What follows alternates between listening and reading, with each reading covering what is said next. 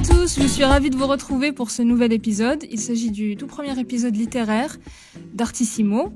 Et pour cause, mon invité est jeune écrivain et nous allons discuter ensemble, échanger autour de son tout premier roman qui s'intitule Local. Sans plus tarder, je reçois Yacoub Aliwa. Salut Yacoub. Salut. Je suis ravie de te recevoir pour ce podcast et merci d'avoir accepté notre invitation. Alors, c'est moi qui vous remercie. Est-ce que tu pourrais alors commencer par te présenter pour les personnes qui ne te connaissent pas ? Alors, je m'appelle Yacoub Aliwa, comme c'est mentionné sur la couverture de ce bouquin que je viens présenter aujourd'hui, donc intitulé Local. Je suis architecte et pour le coup, auteur aussi de ce premier roman intitulé Local. Est-ce que tu pourrais nous raconter un peu comment t'es venue la passion pour l'écriture et peut-être plus généralement pour la littérature ? Alors, pour la littérature, ça a commencé par les toutes premières lectures. Donc, c'est là où on tisse un peu des liens intimes avec les mots, ouais. Ce qui vient généralement consoler, je pense. Pour moi, en tout cas, ça a été le cas au début de l'adolescence où j'ai commencé un peu à me réfugier vers ça. Et l'écriture est venue tout juste après, lorsque moi-même, j'ai voulu un peu mettre ma pierre à l'édifice en essayant plutôt d'écrire quelques poèmes. Et puis, par la suite, ça s'est un peu développé vers un peu des textes un peu plus substantiels pour qu'aujourd'hui, ça finisse en ce premier ouvrage qui est publié. J'ai oublié de mentionner au début que tu as effectué ta toute première rencontre littéraire ici à Artissimo le 16 octobre dernier. Est-ce que tu pourrais nous faire part un peu de ton ressenti, ton expérience, les retours que tu as eu peut-être des personnes ? Comment ça s'est passé ? Comment tu as vécu cette... Cette toute première, pour moi, c'était vraiment quelque chose de symbolique. Vraiment, c'était la toute première fois déjà que je dois faire face à un public humain, réel, composé de personnes qui sont venues là justement pour me découvrir moi en tant qu'auteur et Local en tant qu'œuvre. Il y en avait qui avaient déjà lu le bouquin et d'autres pas. Donc j'ai beaucoup apprécié cet aspect humain dans la rencontre parce qu'en dehors des émissions, on va dire, de radio, etc., où on est plus, on va dire, on fait plus face à des gens qui sont du métier, qui sont dans la communication, là, il y a cet aspect de rencontre et que j'ai beaucoup apprécié. Donc c'était vraiment sympa, oui. Et c'est symbolique parce que ça a été la toute première. Donc je pense en garder quand même un souvenir assez marquant. Et les retours des gens, comment t'as ressenti le public ? Pour les retours, je vous cache pas, il y en a eu beaucoup et que j'ai vraiment apprécié. Donc en dehors des commentaires qu'on reçoit aussi sur les réseaux sociaux, de l'engouement autour, des gens qui partagent ça sur le réseau, des gens qui m'envoient aussi des retours de leur lecture. D'ailleurs, j'étais très étonné de voir de constater la vitesse à laquelle les gens lisent justement Local. Pour la plupart, ils le finissent en une journée, deux. Et c'est quelque chose que j'ai beaucoup apprécié parce que je reçois aussi des retours et j'ai même reçu des cadeaux. Donc, il y en a qui m'ont ramené des fleurs, des lettres et tout ça. Donc, c'était vraiment très sympa. Je tiens à mentionner que ce roman, il s'agit d'une autofiction. Pour les personnes qui ne savent pas ce que c'est, ça veut dire que l'auteur s'inspire grandement de sa vie, mais qu'il insère beaucoup de fiction aussi. C'est-à-dire que c'est pas une autobiographie, mais voilà, c'est un mélange des deux. Est-ce que tu pourrais nous raconter un petit peu quelle a été la genèse de ce projet, comment t'es venue l'idée d'écrire et combien de temps ça t'a pris pour arriver à l'œuvre achevée, publiée ? Ok, alors je ne saurais vous dire de tête comme ça combien de temps ça a pris, tellement que j'ai l'impression que j'ai toujours vécu avec ce projet.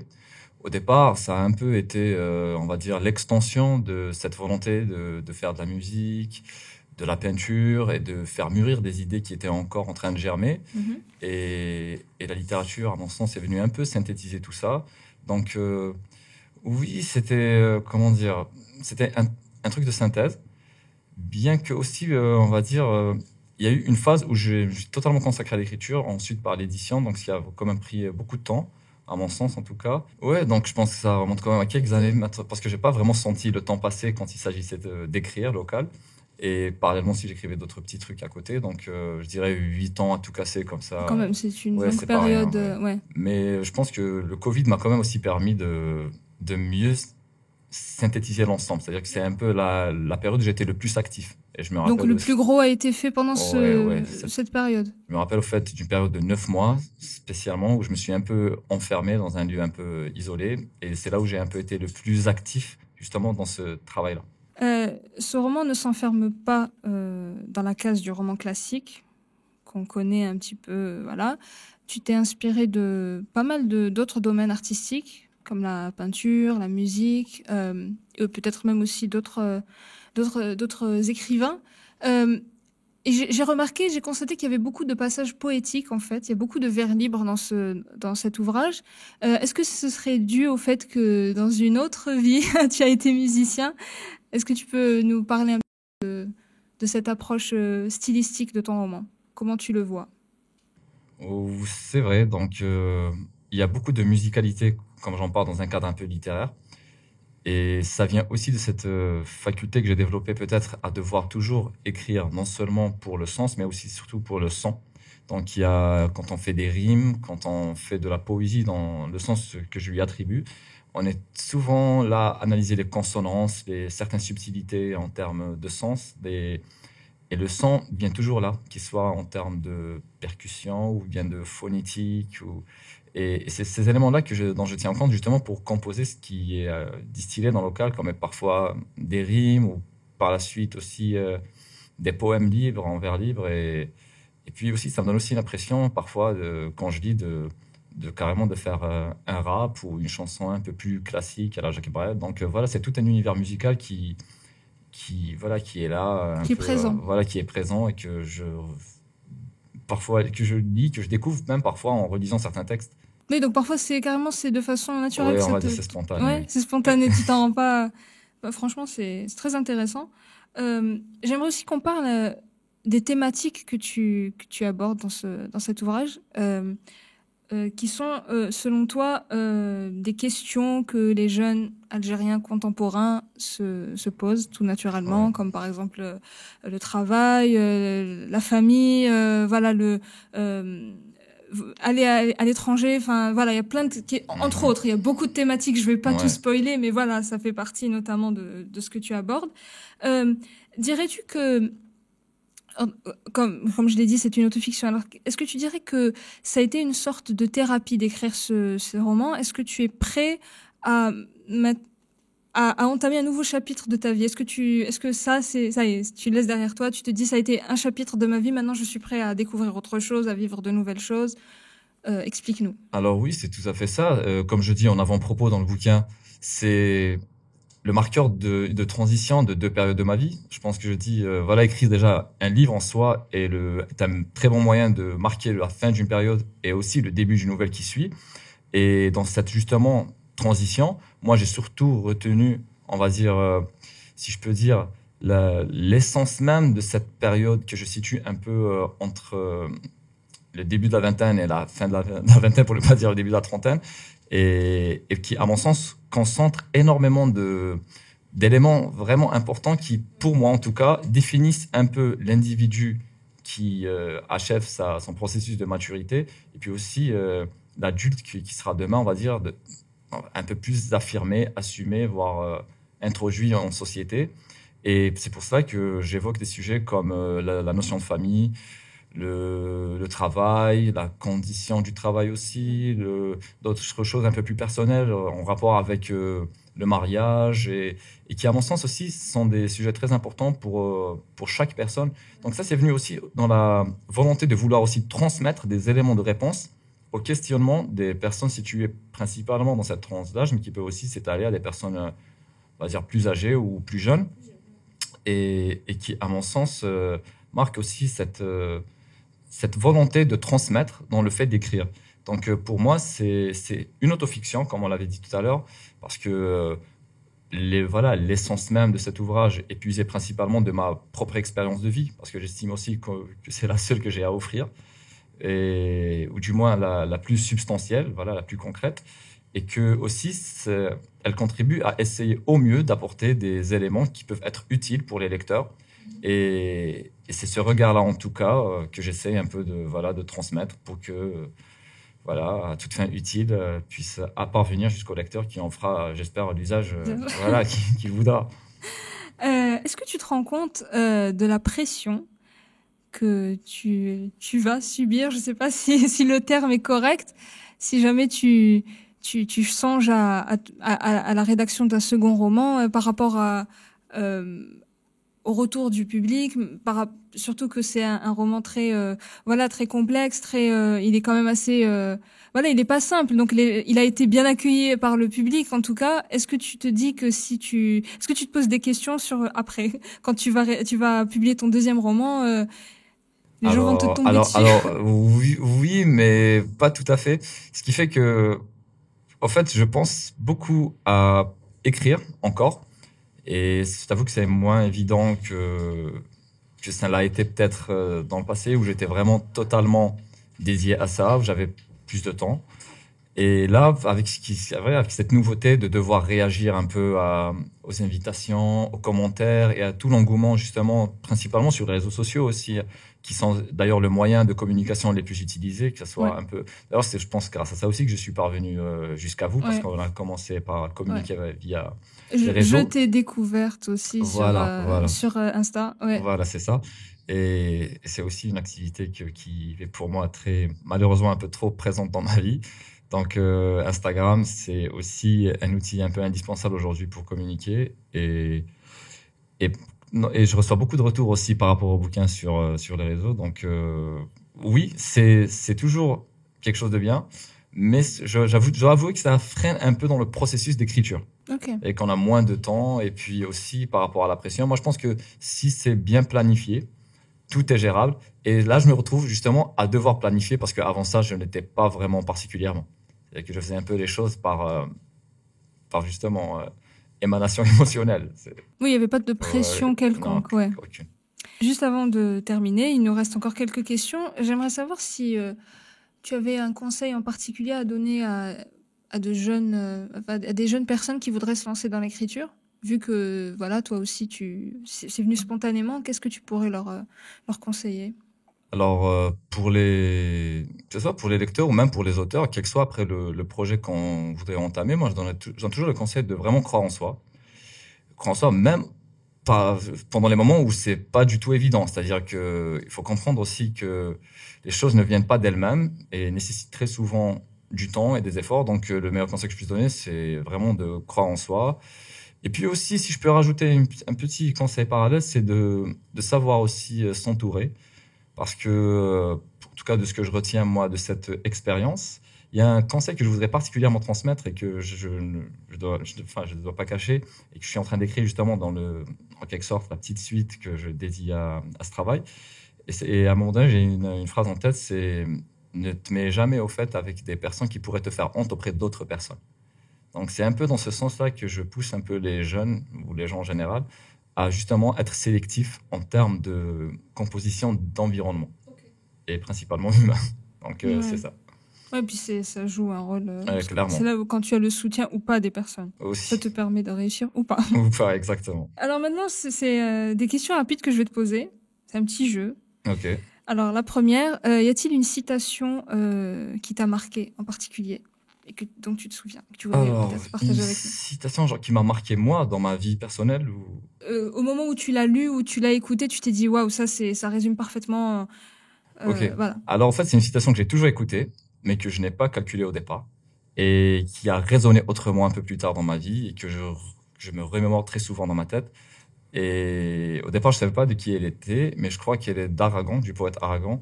Et c'est le temps d'apprendre à vivre. Il est déjà trop tard. Elle est belle cette citation. Voilà, donc Quel est le meilleur conseil qu'on t'ait donné?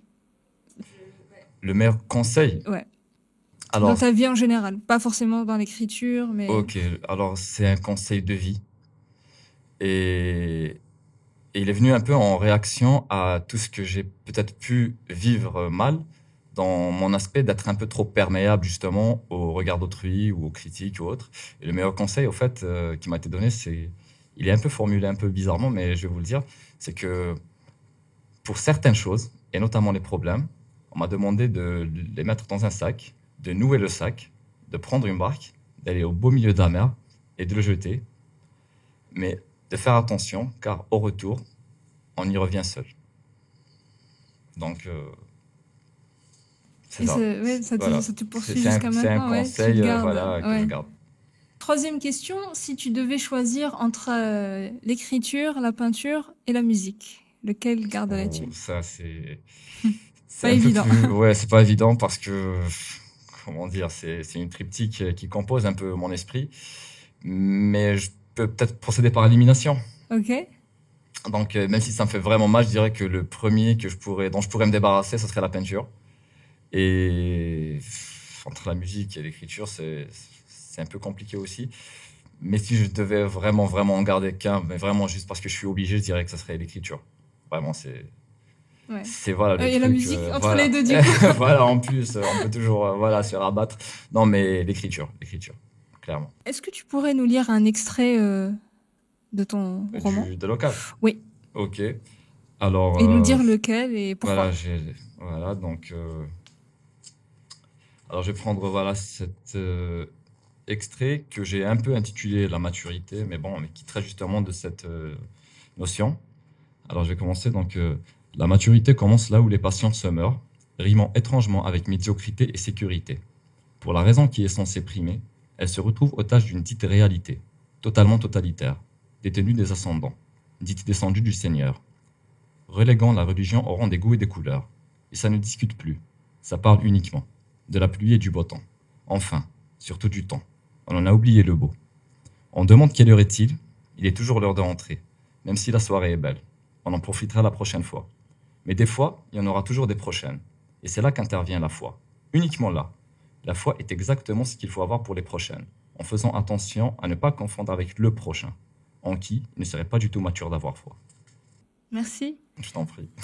Pourquoi cet extrait? Est-ce que tu peux nous dire ce qu'il représente pour toi? Cet extrait représente à la fois pour moi cette dimension poétique que j'ai voulu un peu concentrer dans ce petit passage et une composante de la vie qui m'a longtemps travaillé, si je peux dire, qui est justement cette soi-disant maturité que aujourd'hui je vois d'un autre œil, parce que je considère que c'est une notion très floue qu'on impose lorsqu'on se prétend être quelqu'un de mature aux personnes qui ne le sont pas, et qui est en quelque sorte un contre-argument à tout ce qui peut émaner justement d'une certaine forme de naïveté ou d'émanation d'un ressenti sincère, qui peut être l'amour ou bien juste une forme de bonheur pur, à mon sens. Donc, certains reprochent à d'autres d'être immatures lorsqu'ils font des folies. Parfois, il s'agit juste d'un trait de caractère ou même voire d'une volonté intrinsèque, tout simplement. Et cette maturité est, à mon sens, plus un champ voilà, d'études qu'autre chose. Devrait plutôt être un sujet à explorer Ouais, et à parce mieux qu'elle est cadrer. diverse selon les Exactement. personnes. Et ouais. Et puis aussi, je dis aussi que c'est là où les patients se meurent. Donc très souvent, on associe la maturité au fait de renoncer aussi à beaucoup de choses, notamment les choses qu'on fait pour des raisons qui sont autres que celles pour lesquelles on devient mature. Ouais. Donc, renoncer très souvent à l'art, à beaucoup de choses qu'on pourrait faire pour des raisons, comme je dis encore, qui ne sont pas pécuniaires, qui ne sont pas liées aux projections de carrière et aux dogmes aussi sociaux. Donc, voilà, c'est un peu ça. Et que je remets un peu en cause à travers ce passage. Dernière question. Ok. Est-ce que penses-tu faire carrière dans la littérature? Sachant que, Alors, comme tu l'as mentionné au début, tu es architecte. oui, Donc, oui. Alors, oui, je suis architecte, d'abord ça c'est mon métier. Et faire carrière, je pense que pour ça, je vais peut-être reprendre un extrait ou peut-être une citation de Jean d'Ormesson où il avait dit, je pense une fois, on verra à partir du 7e. Donc on verra à partir du 7e bouquin si on peut vraiment parler de carrière ou pas. Merci beaucoup. On arrive à la fin de ce podcast. C'était super de t'avoir. Merci. C'est moi qui vous remercie. Du coup, je voulais dire que ton livre est disponible un peu partout. Peut-être que tu veux en dire plus à ce sujet. Ok. Donc, il est disponible en librairie et en livraison ici sur Alger. Parallèlement aussi, il est disponible dans plusieurs des villes du pays et je vais peut-être annoncer ça en avant-première vu que je n'ai pas encore annoncé. Et il sera du coup très prochainement disponible aussi à l'étranger, donc dans beaucoup de pays francophones, notamment la France, la Belgique, la Suisse, le Luxembourg et le Canada aussi. Et pour le coup, voilà. Et tu seras aussi présent aussi là, le mois prochain. Aussi. Ouais. Donc du 6 au 16 novembre, si je me trompe pas, je serai présent au Salon international du livre d'Alger. Et je me réjouis déjà de pouvoir participer pour la première fois à cet événement-là, qui est quand même, si je me trompe pas, le salon qui a le plus de visiteurs ici en Algérie. Et voilà, donc tout ça, c'est des nouvelles dont je me réjouis et qui viennent justement avec cette entrée littéraire. Donc tout ça c'est cool. Et voilà. Bah, merci beaucoup d'être venu aujourd'hui. Je vous invite à lire Local. Vous serez pas déçus. Et puis vous retrouverez Yacoub du coup au Salon du Livre le mois prochain. Donc n'hésitez pas à acheter ce roman. Et voilà. Je vous dis à la prochaine pour un prochain épisode. Ciao ciao.